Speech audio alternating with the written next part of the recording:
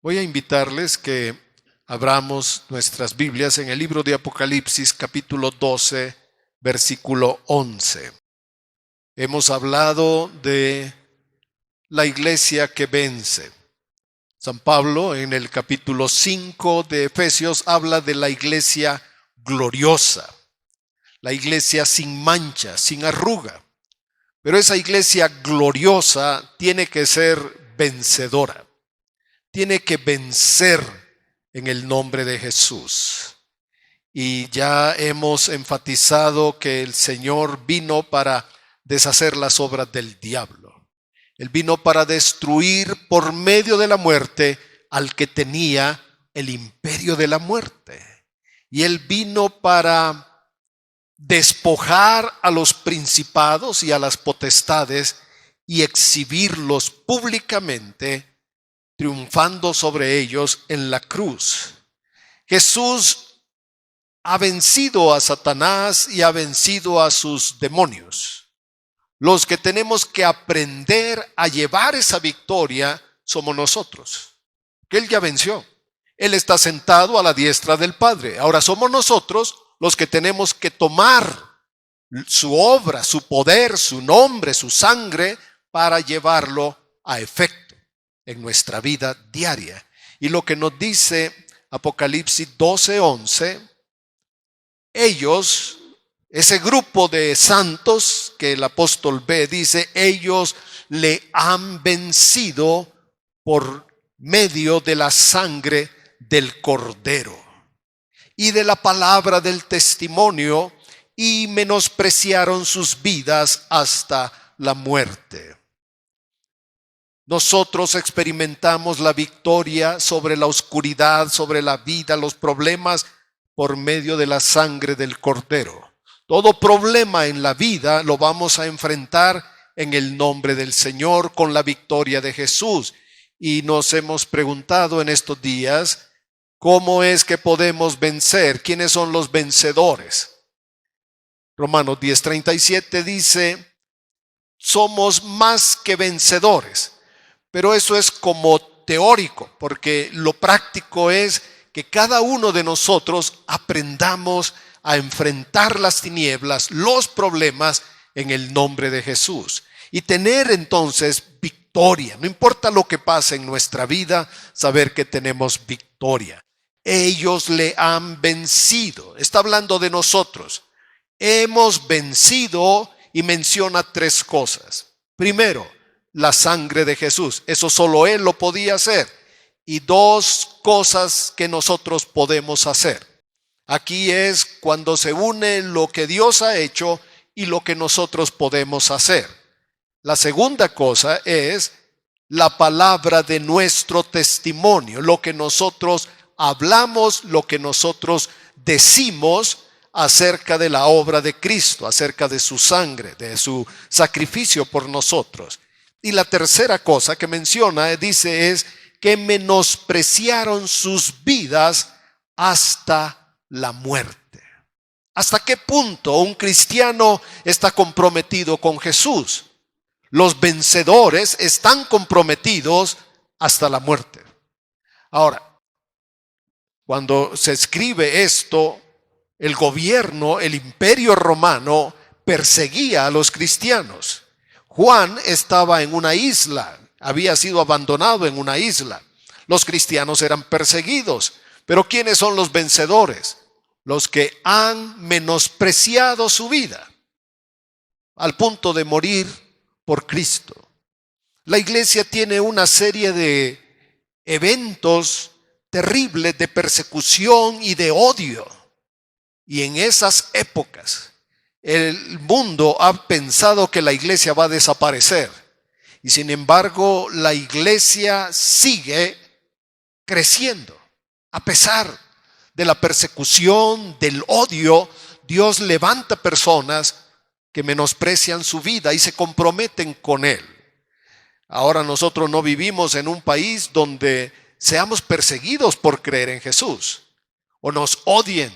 Lo peor que puede pasar es que el vecino hable mal de nosotros, que los compañeros de trabajo se burlen, pero nadie nos está golpeando, Nadie nos está persiguiendo con un machete por decir yo creo en Jesús.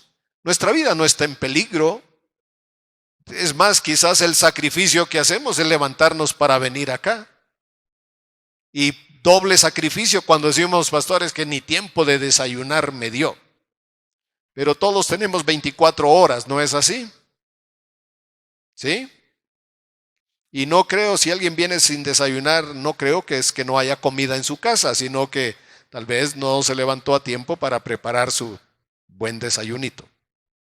Y lo que leímos antes estaba en la entrada como un aviso para decirnos que el Señor nos amó y nos lavó de nuestros pecados con su sangre. Y nos ha hecho, nos ha cambiado, nos ha transformado para ser reyes y sacerdotes. Esa sangre es la que nos limpia de todo pecado. Y nosotros tenemos que aprender a vivir en la comunión unos con otros para que la sangre nos limpie. Hoy vamos a ver que vencemos cuando realmente descubrimos nuestra identidad. ¿Quiénes somos nosotros? Por supuesto que ya sabemos, tenemos un nombre, tenemos una identidad, podemos decir, ¿qué puedo aprender yo sobre realmente quién soy? Bueno, cuando la Biblia dice que somos nuevas criaturas, tenemos que aprender a descubrir nuestra identidad en Cristo. Las personas que nos conocen pueden decir, yo lo conozco de toda la vida, pero eso no significa que lo que los vecinos piensan de nosotros es lo que somos. Somos, vamos a ver, lo que Dios dice que somos. Solo nuevas criaturas pueden experimentar la victoria. Leyendo el texto de Apocalipsis, al reunirnos, hermanos, ¿qué ven las personas? Los que pasan por ahí, ¿qué ven? Pueden ver un grupito, pueden decir, estas personas cómo cantan, o qué feo cantan, o qué fuerte cantan. No vivimos por eso. Lo hacemos para agradar al Señor. Pero ¿qué ve Dios en nuestra asamblea? ¿Qué ve Dios en esta reunión? Según Apocalipsis, lo que Dios ve no es un grupito. No somos unos pocos acá, sino que lo que Dios ve, creo yo, es reyes y sacerdotes que le están ofreciendo a Él un culto de alabanza y de gratitud. Creo que eso es lo que Dios ve en nosotros, en nuestra reunión.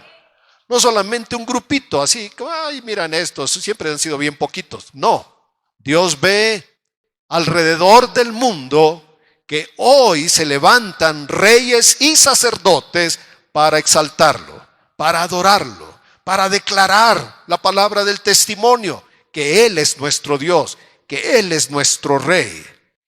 En esta semana me tocó escuchar a algunos hermanos que estaban hablando entre ellos y dicen, ya tengo mis boletos para el partido.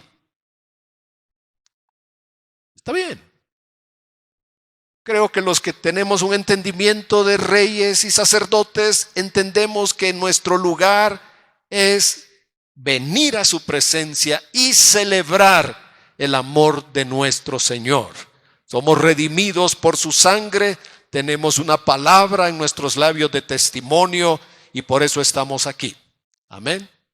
Ahora, si recordamos segunda carta de los Corintios, capítulo 5, 17, el apóstol Pablo, es un versículo que siempre debemos estar retomándolo, recordándolo. Segunda carta de los Corintios 5, 17.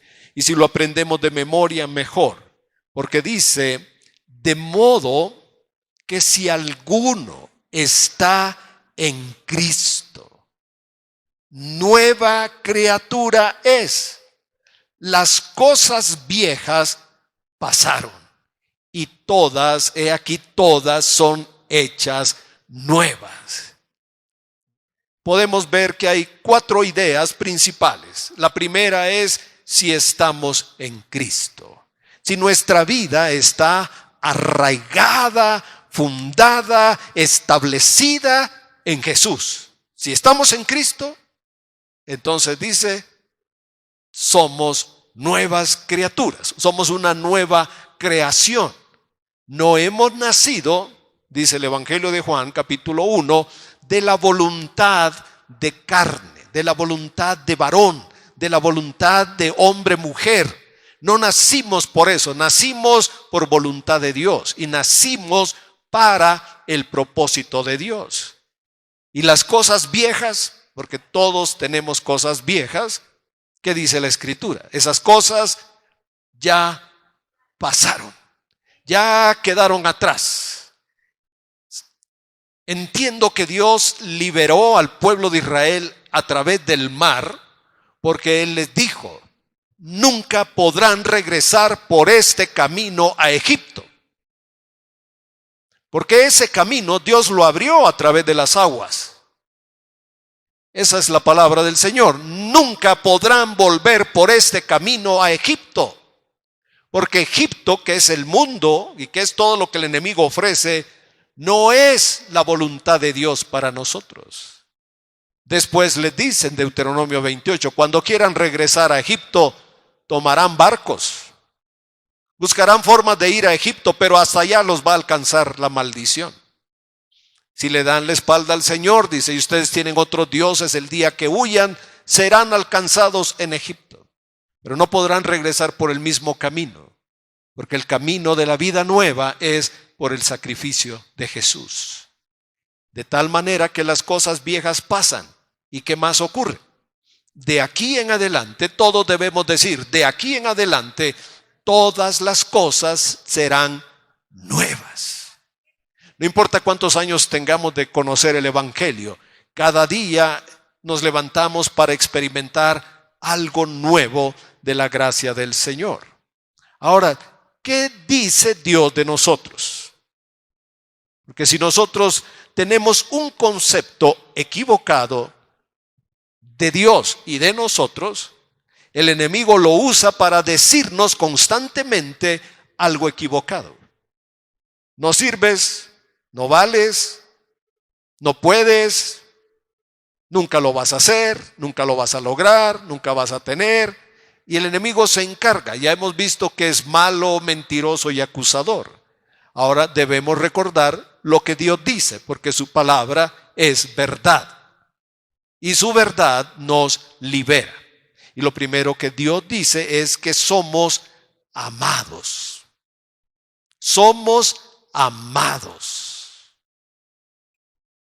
Amén. Y además somos aceptados por Cristo. Aceptados por el Padre.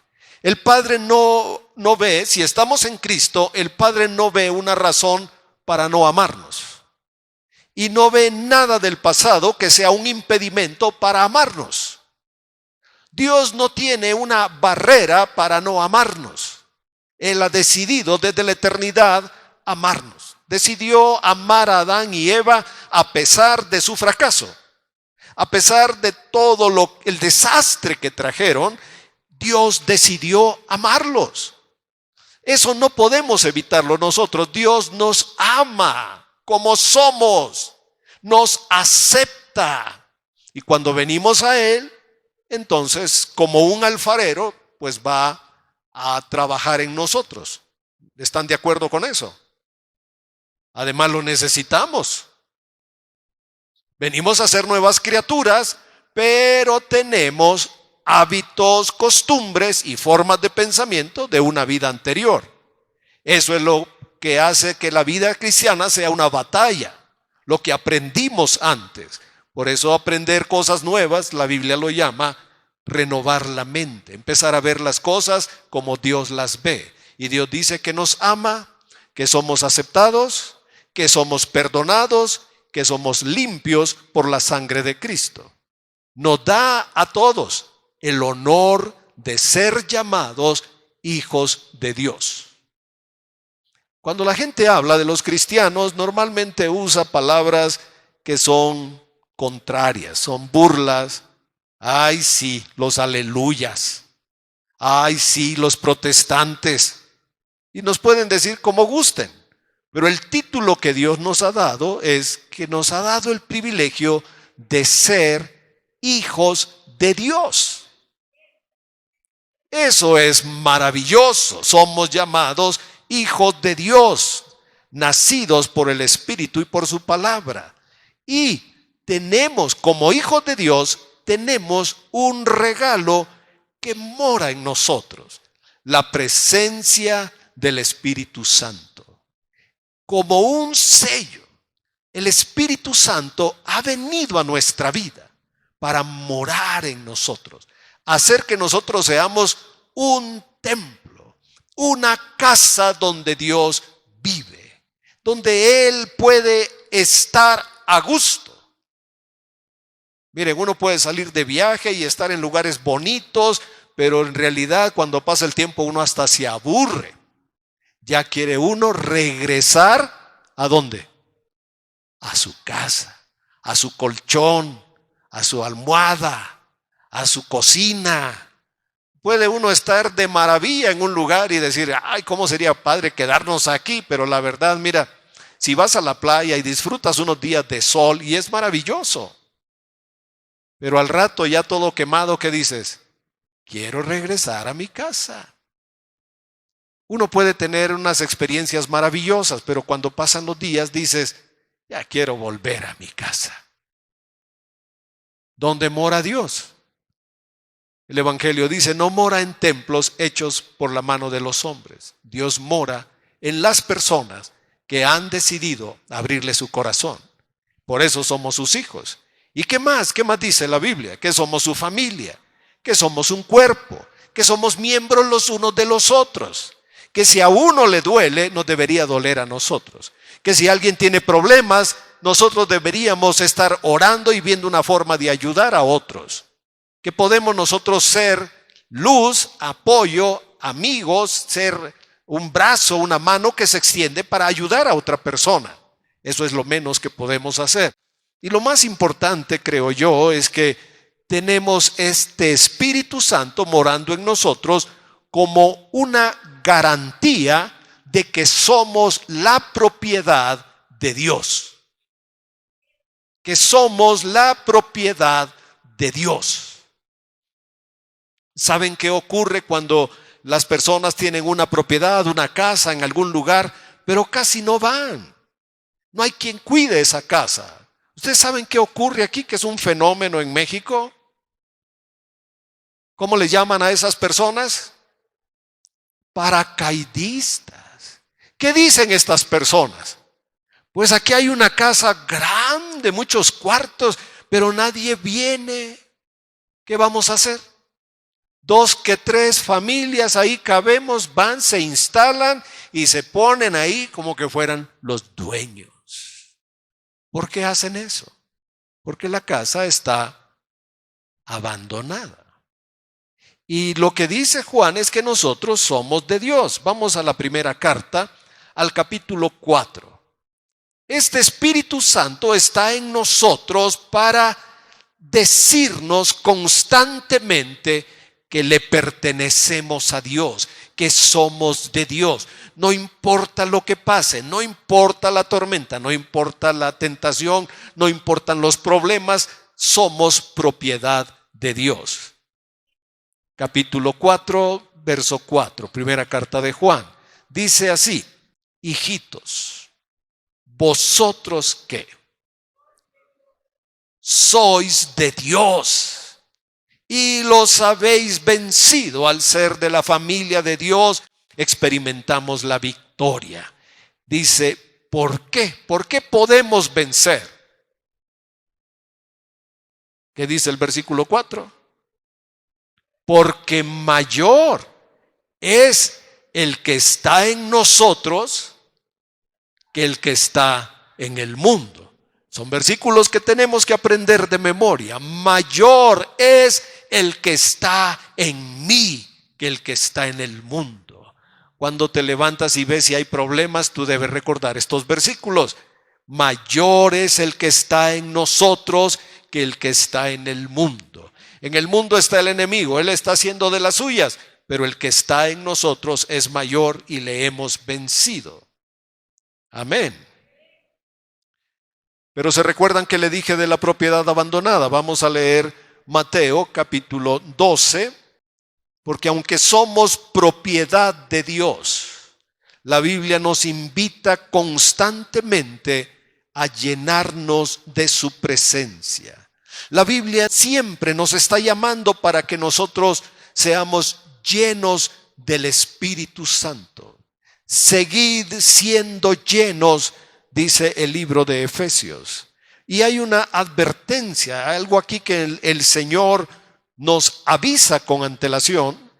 Dice Mateo 12:43.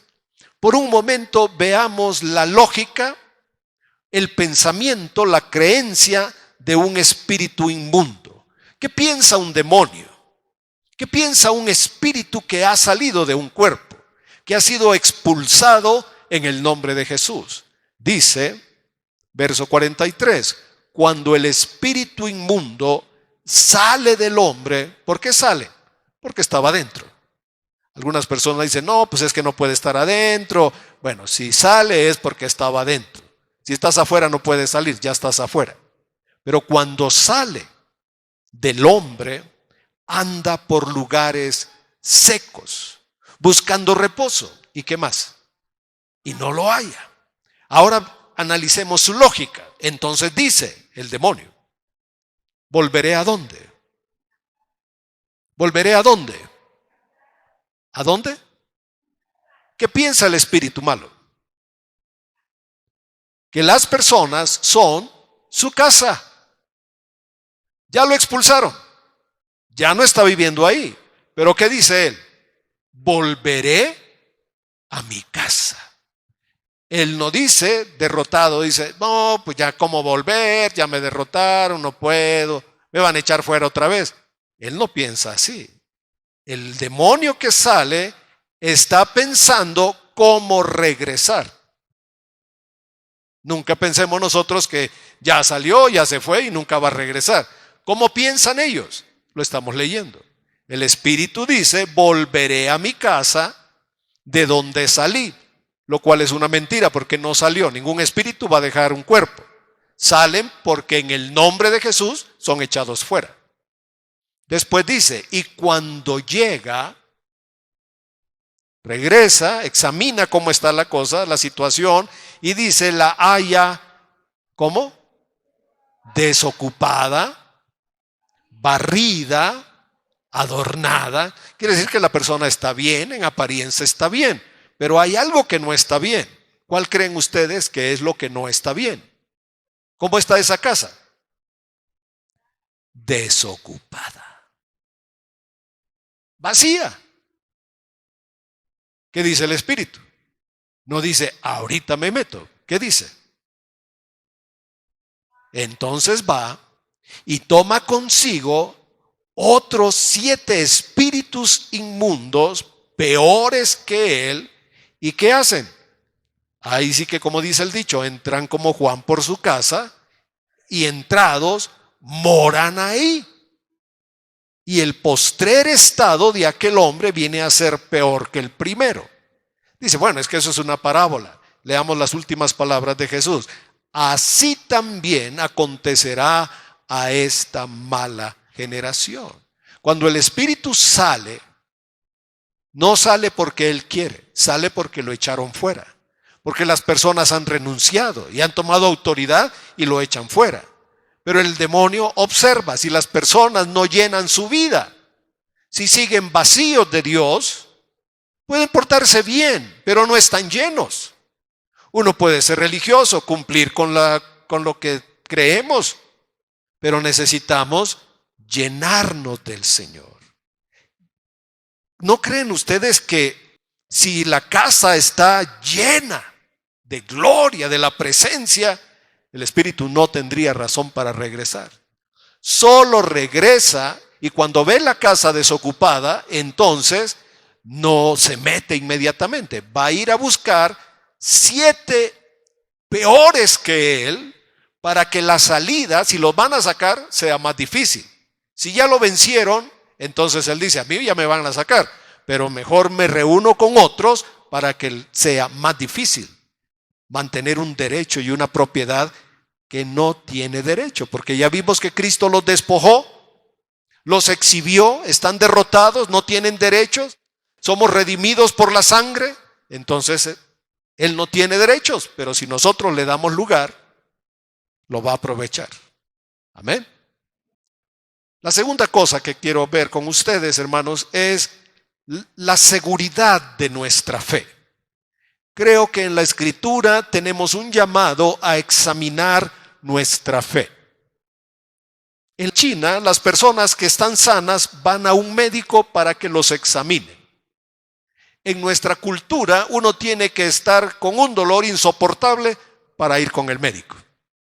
Nos duele algo, pero no vamos. Puede ser un dolor terrible y nos amparamos y decimos, yo espero que así como vino, se vaya. Y vas a ir al doctor, no, porque ya se me va a pasar. Así que prueba uno un tecito, una hierbita, una cosita, una sobada, lo que sea, y hasta que el dolor es insoportable, entonces dice, ahora sí, llévenme. En China es diferente, los chinos dicen, mejor vamos a curarnos en salud. Y ellos estando bien, van con los médicos a que los revisen. En la Biblia, vamos a la segunda carta de los Corintios, capítulo 13 y versículo 5, encontramos el llamado que hace el apóstol Pablo a toda la iglesia de Corinto, que examinen su fe. Pablo estuvo en este lugar, él fundó la iglesia de Corinto, él les predicó, él oró por ellos, él vio los milagros que Dios hizo en ellos, pero luego ellos se desviaron en muchas cosas. Los corintios fueron la iglesia que más problemas le dio al apóstol Pablo. Donde Pablo sufrió más fue con los corintios. Entonces, esta es la segunda carta y después de todo lo que han pasado y que está casi al final, él les dice algo. En el verso 5 dice dos cosas. Examinaos a vosotros mismos si estáis en la fe.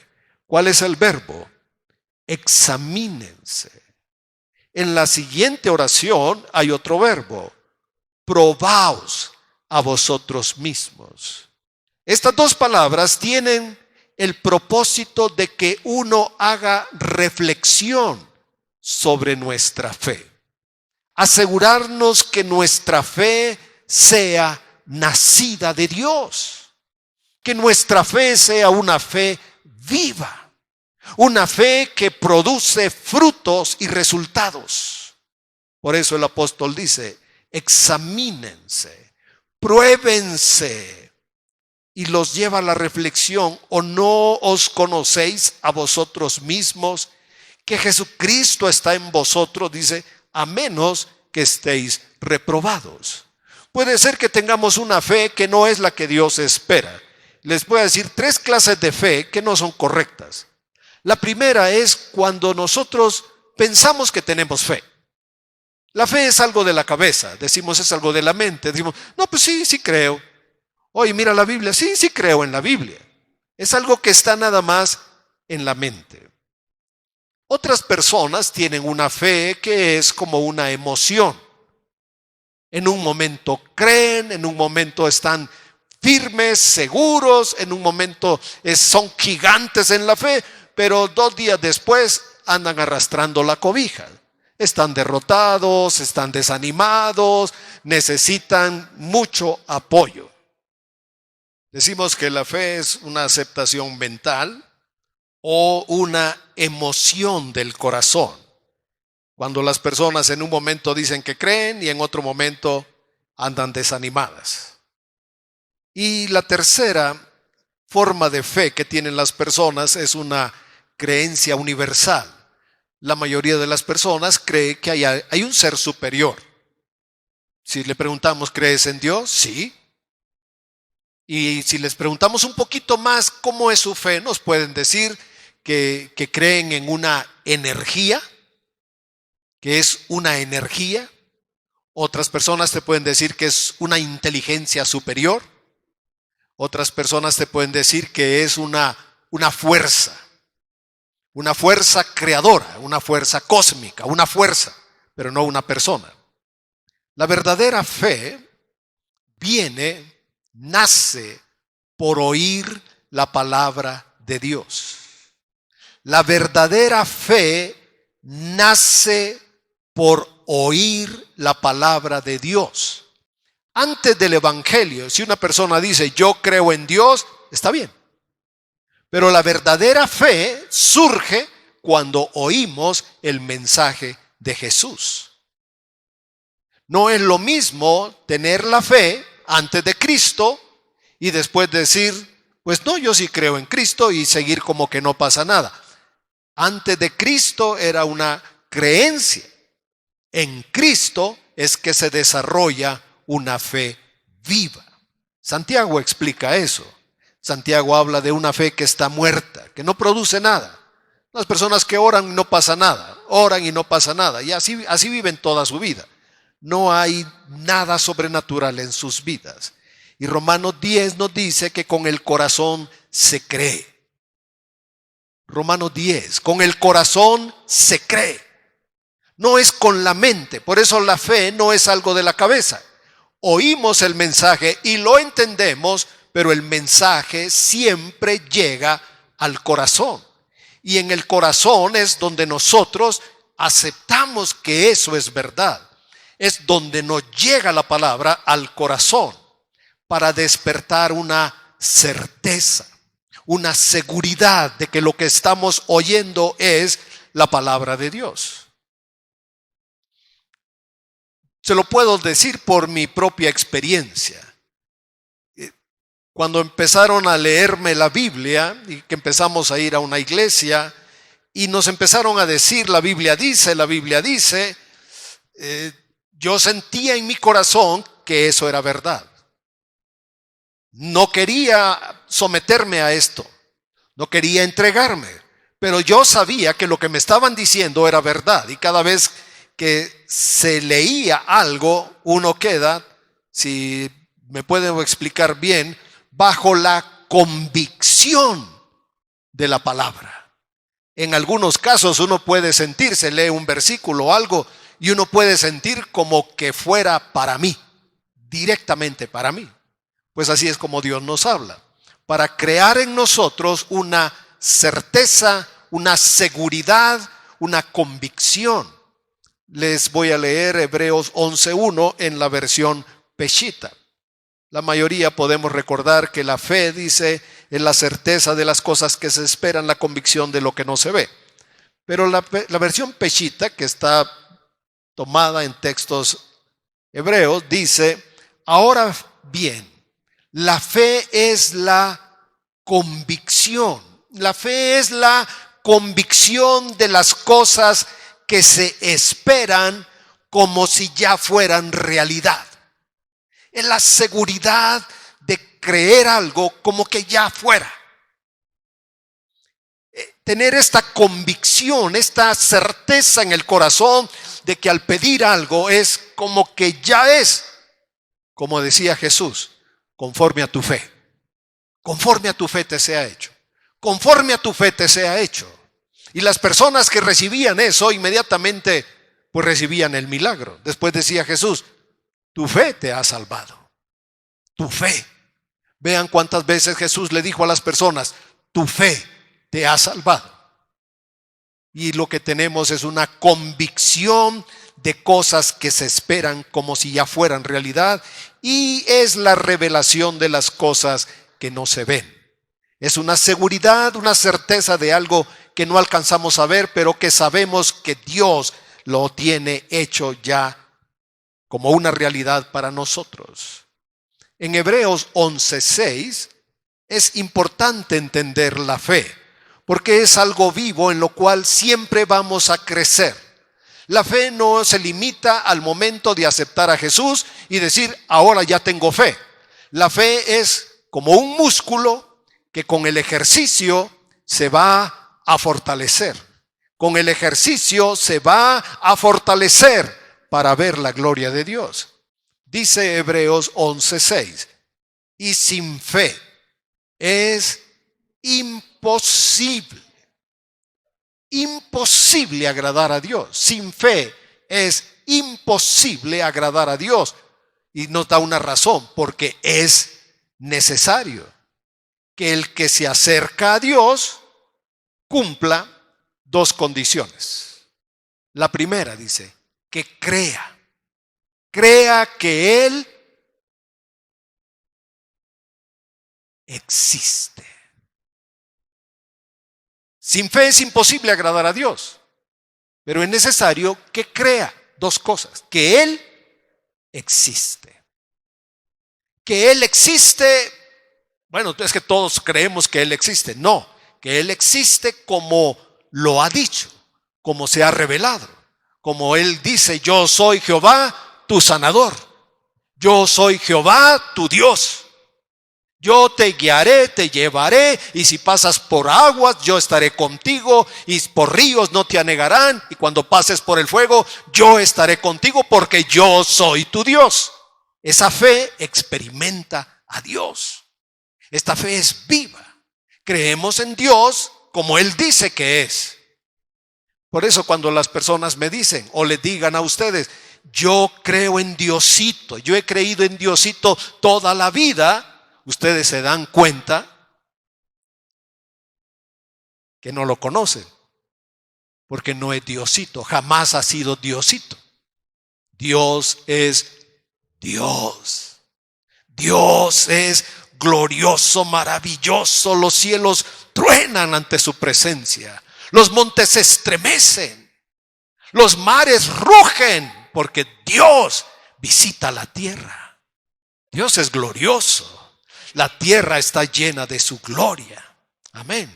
Entonces debe creer dos cosas: que Dios es Dios como Él es, como Él dice.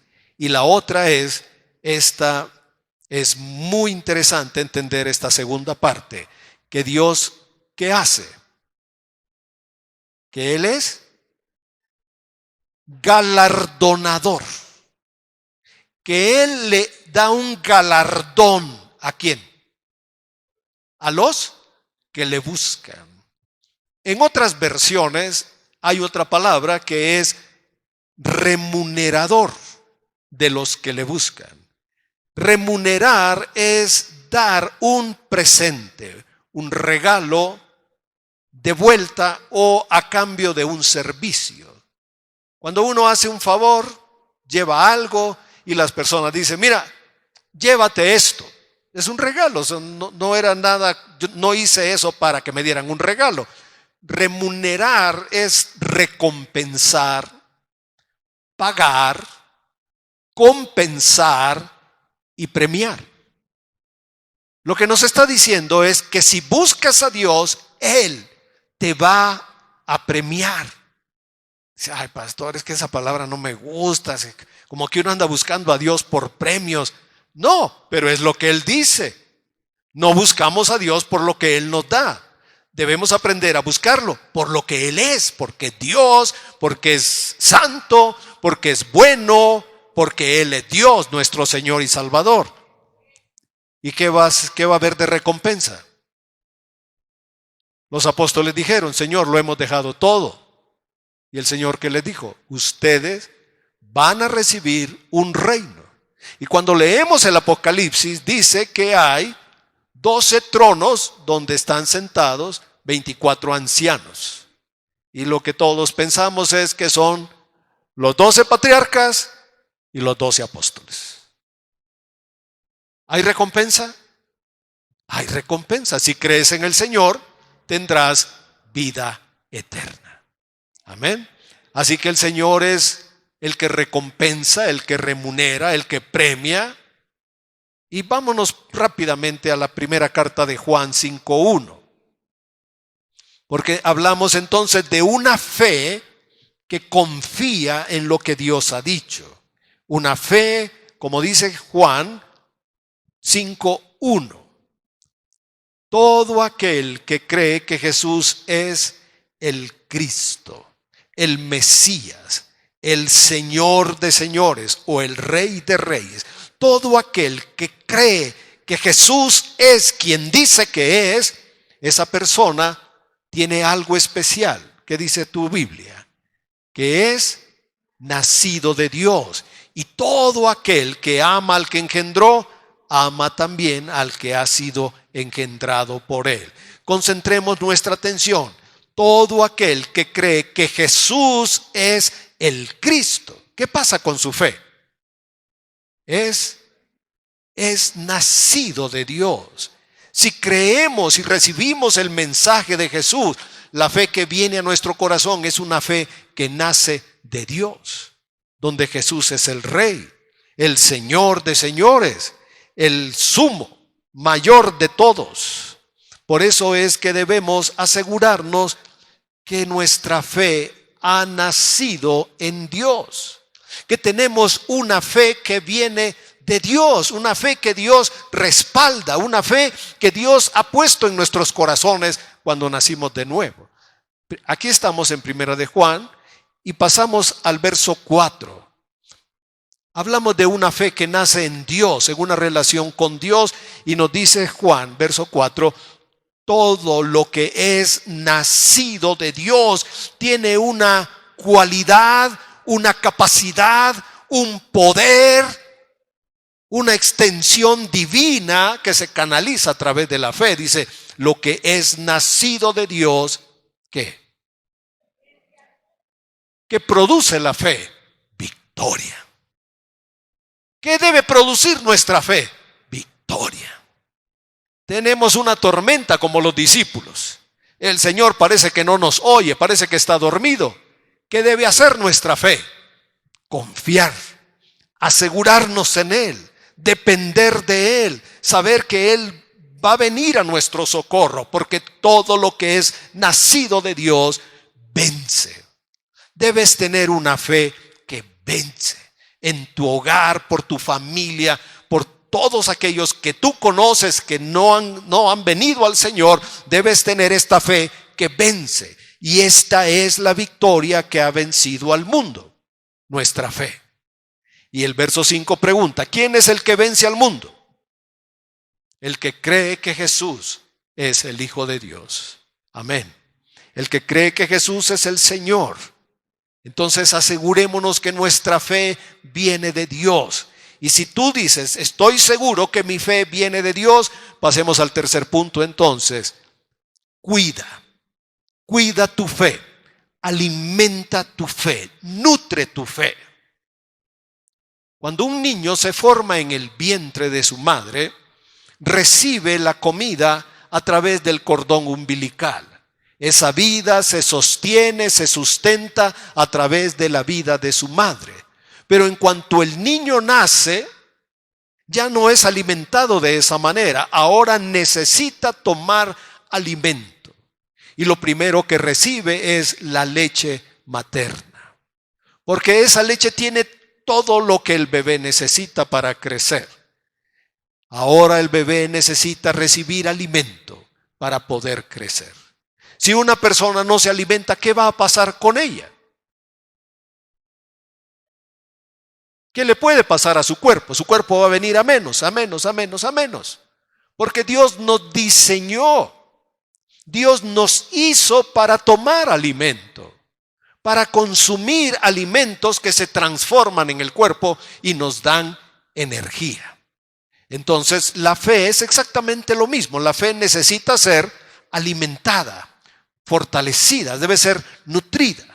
Ahorita me voy a limitar solamente, después vamos a hablar de fortalecer la fe, pero ahora solamente es nutrirnos con la fe, con la palabra, que nuestra fe se haga fuerte. Vamos a Romanos 14:1 y hay un versículo aquí bastante importante de entenderlo. Pablo, hablando a la iglesia de los romanos, que todavía no había llegado ahí, él dice, con la sabiduría que Dios le da, él le dice, reciban a los débiles en la fe. Debe ser que en toda familia, en toda iglesia, hay personas débiles en su fe. ¿Y por qué son débiles? Porque no se han nutrido con la palabra. Porque no se alimentan. Porque no la leen, no la escudriñan, no la buscan. no hacen tiempo para leer la palabra, entonces ¿cómo es su fe? Podríamos decir que es casi como una anemia. No hay fuerza, no hay energía, hay una vida que es biológica, pero la vida que nosotros tenemos es una vida espiritual. No solo es la vida biológica, es la vida espiritual. Y dice aquí Pablo, reciban al débil en la fe, pero no para contender sobre opiniones, no para discutir, no para ver quién tiene razón, porque hay personas que a veces se limitan a decir, ¿y usted qué piensa? ¿Y usted qué dice de esto? ¿Y usted qué opina? Y hay personas que, he encontrado personas que no están tan seguras de su salvación, pero quieren saber si hay ovnis. Lo que más les preocupa es si hay ovnis. Que cómo es la señal del anticristo. Hermanos, antes de cualquier otra cosa, lo más importante es asegurarnos de nuestra salvación. Que esta fe está tan arraigada en Cristo que podemos decir, por la gracia del Señor somos salvos. Y si viene esta noche el Señor, partiremos con Él. Y si hay ovnis, bueno, hermanos, hoy no tenemos la respuesta a eso. Oiga, pastor, ¿y dónde está el arca? Tampoco tenemos la respuesta. Hay cosas que no son las más importantes. Es que a mí me preocupa, pastor. A mí me interesa saber. Pues Dios no está para alimentar nuestra curiosidad. Dios está para darnos salvación. Amén. Entonces, si hay personas que les gusta eso, evitemos. Dice, reciban al débil en la fe, pero no para contender. Porque Corintio nos dice que son niños espirituales y aceptaron a Cristo, pero Efesios capítulo 4, verso 13 y 14, lo llama niños fluctuantes. Quiere decir que un día creen una cosa, un día están animados con algo, pero otro día están desanimados. Un día quieren servir al Señor, otro día quieren tirar la toalla. Un día están que sí, otro día que no. Están en un modo así, sí y no. Los griegos decían que eso era como tener dos cabezas, un modo sí y un modo no.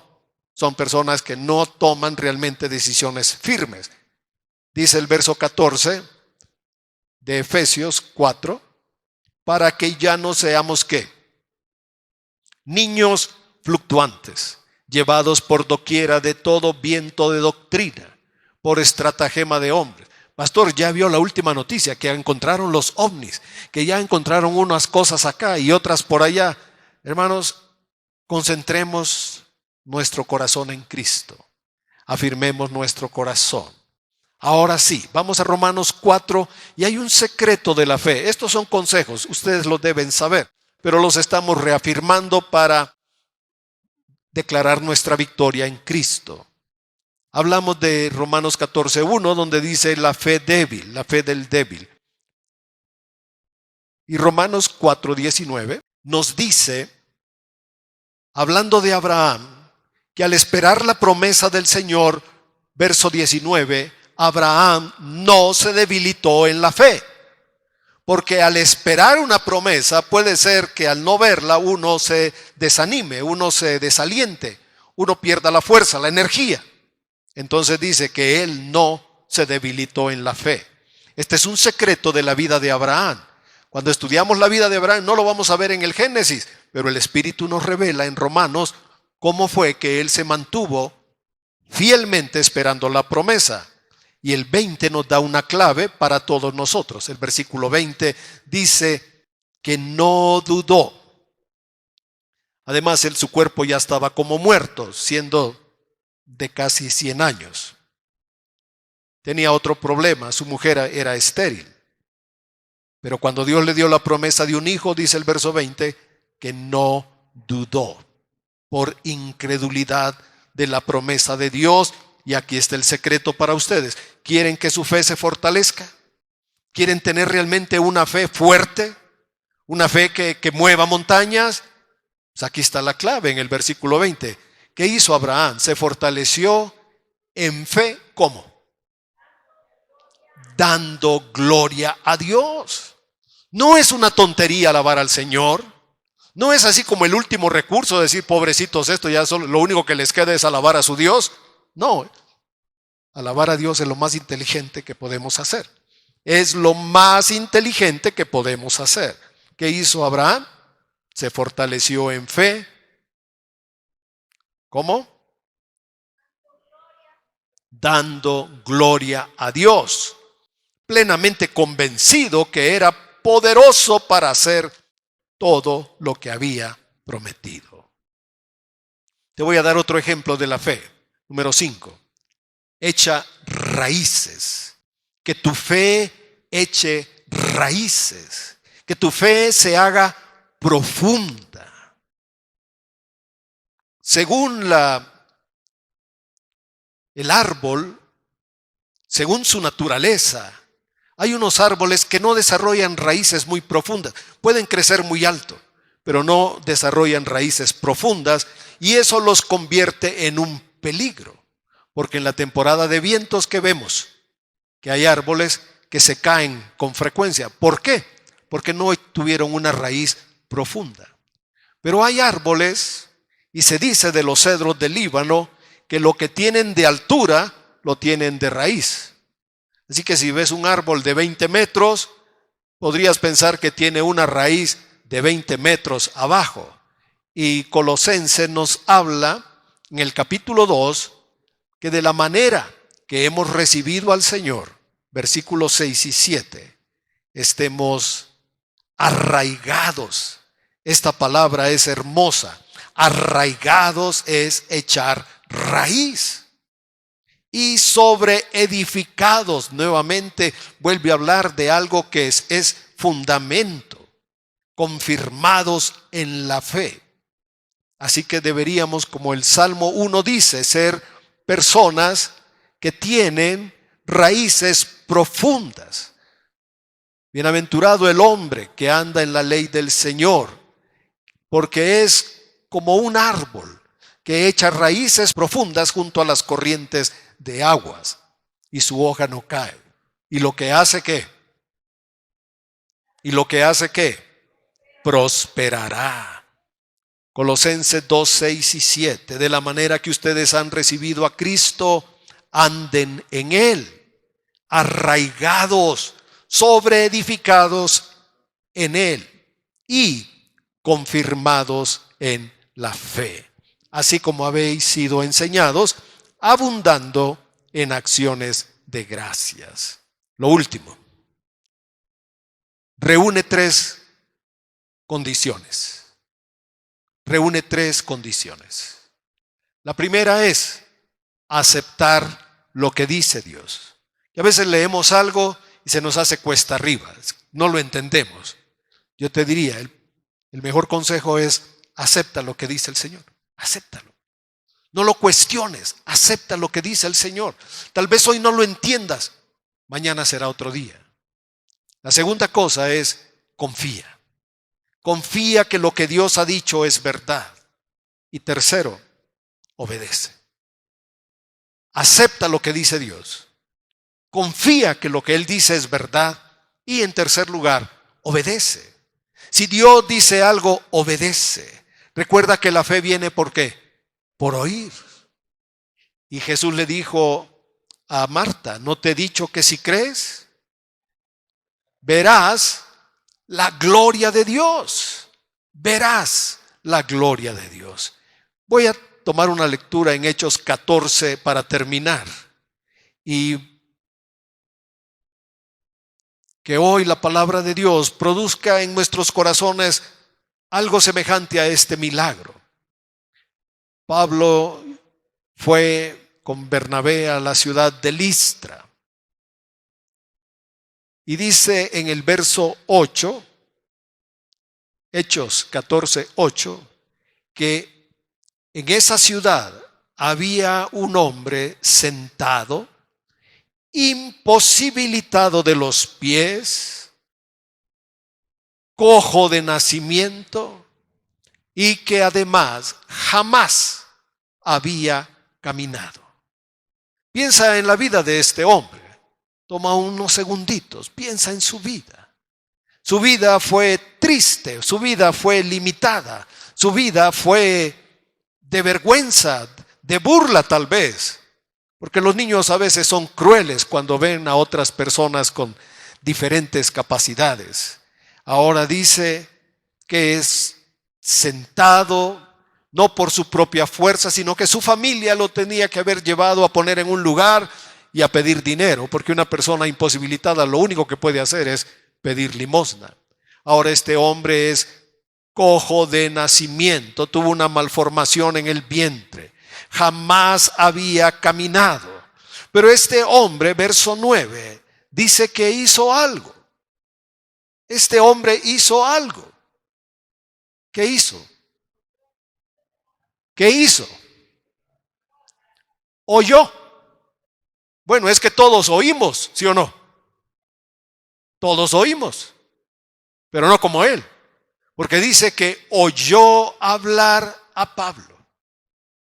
Y hubo algo en su rostro, en su expresión, que le mostró a Pablo que tenía ese hombre. Al oír la palabra, el mensaje de Jesús, le había nacido una fe en su corazón como para ser sanado. Ese hombre podría decir: a mí todos me han dicho que soy cojo. A mí nadie me ha dado esperanza, pero ahora viene uno que dice que me puede sanar. Y este hombre tuvo fe. Dice Pablo, vio. Pastor, es que la fe no se ve. Déjame decirte que sí se ve. Que en el rostro se ve cuando recibimos la palabra. Cuando la aceptamos, cuando está llegando al corazón, se siente algo especial, espiritual. Y entonces, inspirado por el Espíritu, dice en el verso 10, le dijo a gran voz: levántate derecho sobre tus pies. Yo he encontrado personas acá que en lugar de celebrar el milagro, ¿saben qué dice? Pastor, yo no veo necesidad de que le grite. ¿Por qué le tiene que gritar? Pues porque la gente no se fija en lo milagroso, lo asombroso que hace Dios. Mira, si con gritos o en silencio hace un milagro, celebramos al Dios que hace milagros. Celebremos al Dios que hace maravillas. Así que no le dijo, haga el favor de levantarse. Por favor, usted ahí que está, levántese. ¿Cómo le ha de haber dicho? Dime tú.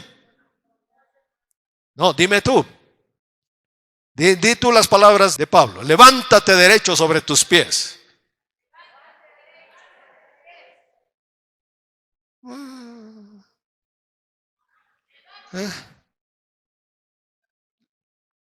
Levántate derecho. Le dijo a gran voz. Claro, sin micrófono. Pero le gritó. Pastor, yo no veo necesidad. A mí esas cosas no me gustan. Ahí donde gritan no me gusta. Bueno, pues no podemos cambiar la Biblia, ¿verdad? Ni podemos llamar aquí a Saulo para decirle que el consejo de la iglesia considera que no hay que levantar la voz. Fue glorioso, maravilloso. Si así Dios obrara en nuestras vidas y tuviéramos el corazón como este hombre, que al oír la palabra, ¿qué? Le nació la fe y dijo, sí, sí, sí, sí. Yo te digo en el nombre de Jesús, cree, confía, obedece. Y como dijo Jesús, ¿no te he dicho que si crees que verás la gloria de Dios? Ahora, si crees, cerremos los ojos un momento con Dios, unos segundos con Dios. No sabemos cuánto nos va a tomar, pero son estos segundos. Cierra tus ojos ante la presencia de Dios. Y tal vez tengas que creer de una manera más grande. Tal vez tu corazón se tiene que ensanchar aún más para ver la gloria de Dios. Tal vez tienes que dejar algo, soltar algo para que la gloria de Dios resplandezca en tu vida. ¿No te he dicho que si crees verás la gloria de Dios? ¿Cuántas veces hemos escuchado estas palabras? Permite que el Espíritu Santo hoy te diga a ti, si crees, verás la gloria de Dios. Si crees, si crees, si confías, si te aferras, si tu fe viene del trono de Dios como un don, porque es un don de gracia que se nos da la fe para recibir a Jesús. Nacemos de nuevo, tenemos fe, pero esa fe se tiene que arraigar, tiene que crecer, se tiene que fortalecer, se tiene que nutrir.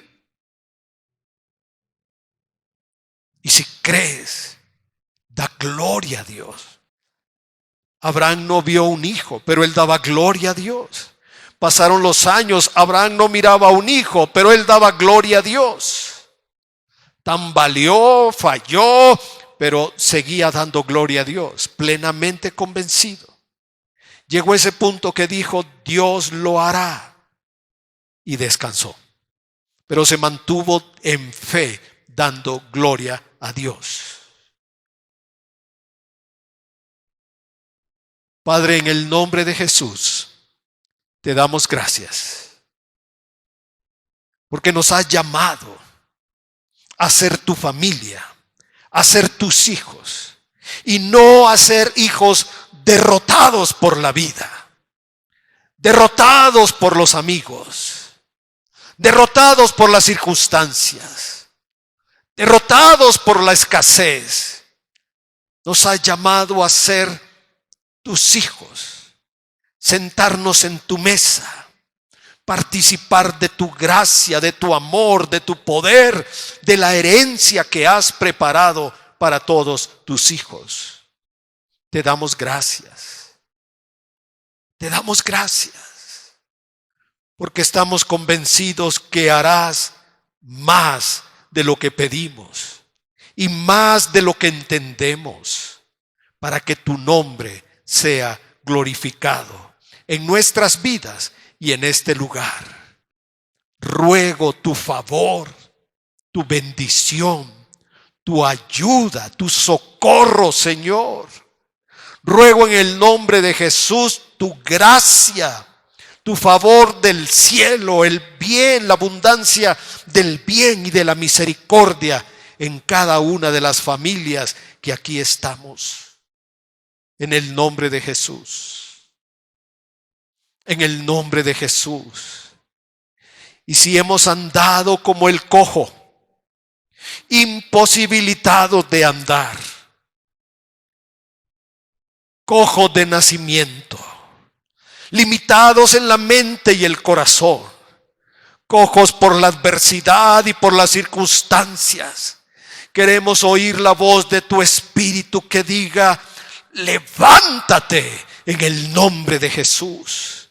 Levántate, da gloria a Dios. Levántate, da gloria a Dios. Celebra a Dios como Abraham. Tendré un hijo.